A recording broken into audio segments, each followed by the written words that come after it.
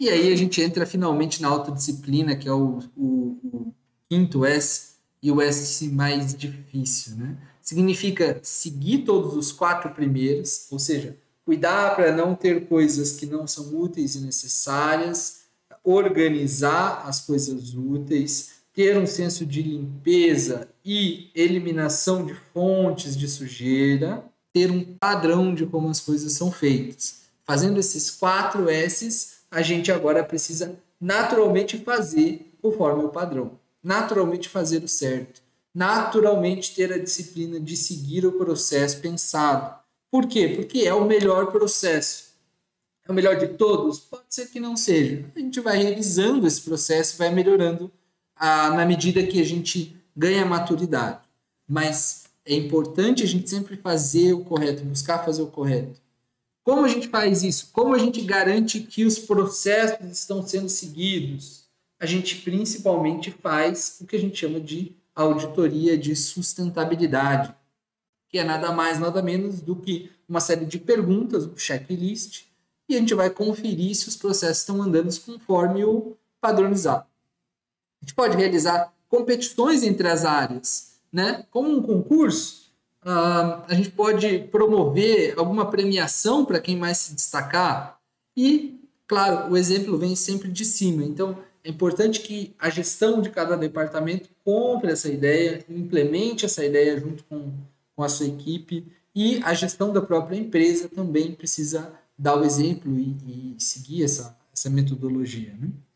A gente tem alguns problemas clássicos encontrados no 5S. Um deles está envolvendo aí mudança de comportamento, mudança de cultura. Esse é o problema mais evidente quando a gente vai implementar um 5S. Então, você quer implementar um 5S no seu departamento? Saiba que vai ter pessoas que vão ser resistentes a essa mudança. Saiba que você vai precisar ter paciência, que é uma coisa cultural. Então, envolve esse problema. Naturalmente, alguns colaboradores vão ter uma resistência maior à administração das empresas. Às vezes, vai faltar algum investimento, mas notem que o investimento ele entra como um quarto problema e bem abaixo dos outros. Ele não é a principal causa de problema de 5S, não. A gente percebe que é cultural a grande dificuldade de implementação do 5S. Tá? Por isso que surgiu naquele ambiente que eu falei lá no começo do Japão pós-guerra. Né? Ele surgiu sem dinheiro. Então, o 5S, a princípio, é a gente trabalhar da melhor forma com o que a gente já tem hoje. E acontece que o que a gente tem hoje, normalmente, é muito mais do que a gente precisa.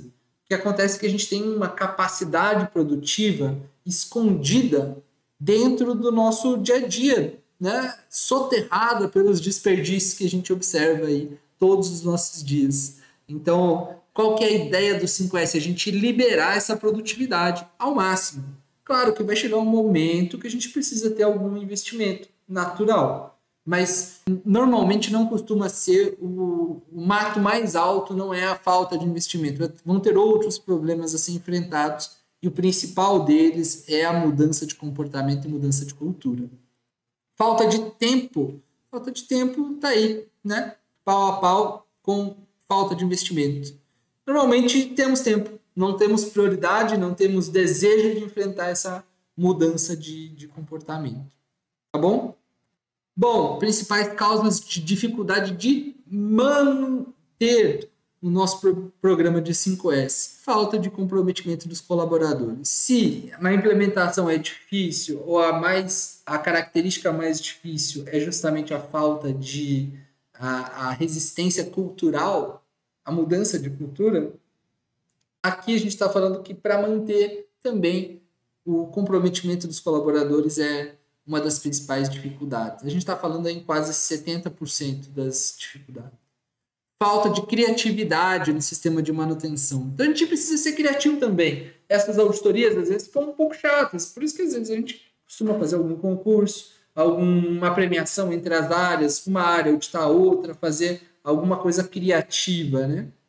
Treinamento aí também os top 3 aí de dificuldade de manutenção.